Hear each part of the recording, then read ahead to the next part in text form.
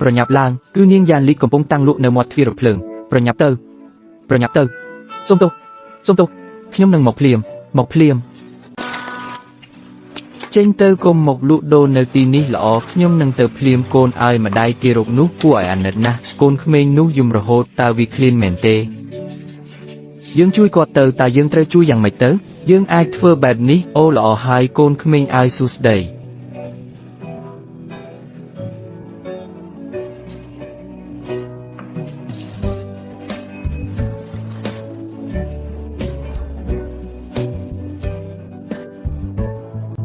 អូនស្រីសួស្ដីមានការអីដែរសុំទោសខ្ញុំអាចខ្ចីលុយ50យ៉នពីអ្នកបានទេខ្ញុំចេញមករកការងារធ្វើហើយទូរស័ព្ទអស់ថ្មអត់មានលុយជិះតាក់ស៊ីទៅផ្ទះទេខ្ញុំចង់ខ្ចីលុយ50យ៉នយកទៅជិះតាក់ស៊ីទៅផ្ទះបើខ្ញុំទៅដល់ផ្ទះវិញខ្ញុំនឹងសង់អ្នកភ្លាមអូអ្នកចាំបន្តិចខ្ញុំមានតែប៉ុណ្្នឹងទេអ្នកយកទៅហើយប្រញាប់ទៅផ្ទះវិញទៅអរគុណខ្ញុំទៅដល់ផ្ទះវិញខ្ញុំនឹងសង់អ្នកវិញអត់អីទេវាមិនច្រើនប៉ុន្មានទេប្រញាប់ទៅផ្ទះវិញទៅកុំឲ្យបងប្អូនព្រួយបារម្ភតាមពិតខ្ញុំចេញមកអត់ទាន់បានញ៉ាំអីទេឥឡូវឃ្លានបន្តិចហើយអូអីចឹងអីខ្ញុំនៅសល់តែប៉ុន្មានយ៉ននេះទេអ្នកយកទៅទិញនំប៉័ងញ៉ាំទុកពោះទៅ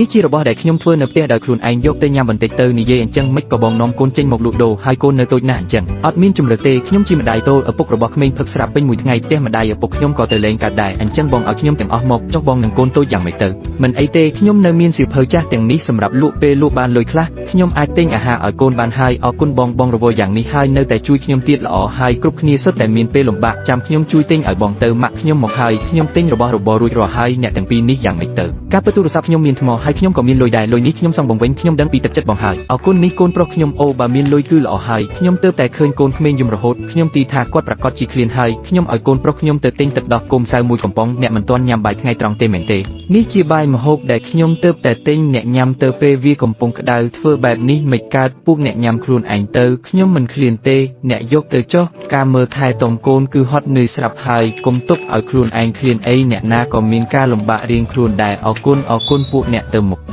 ទៅញ៉ាំនៅផ្ទះខ្ញុំនៅចិត្តនេះទេអរគុណមិនអីទេវ៉ាសម្លដាំរសជាតិនេះតតែបែបនេះបានឆ្ងាញ់ផ្លែគូលែនរបស់អ្នកផ្អែមណាស់ទាំងនេះសុទ្ធតែជាគូលែនក្រៀមដែលខ្ញុំធ្វើសុទ្ធតែជាផ្លែដែលដុះលើដើមចាស់ឆ្នាំនេះហាបានល្អណាស់សម្បកស្ដើងសាច់ក្រាស់ផ្អែមពិសេសពិតជាផ្អែមណាស់ហើយមានក្លិនគូលែនឈ្ងុយឈ្ងប់វ៉ាទាំងនេះសុទ្ធតែល្អណាស់គ្រប់ផ្លែសុទ្ធតែមូលល្អនៅផ្ទះរបស់អ្នកមានគូលែនក្រៀមបែបនេះប៉ុន្មានទៀត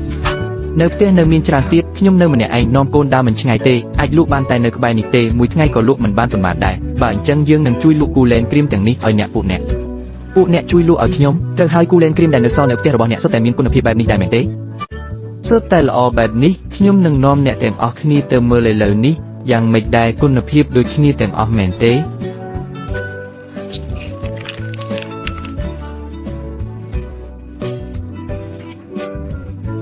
ល្អណាស់អរគុណបងស្រី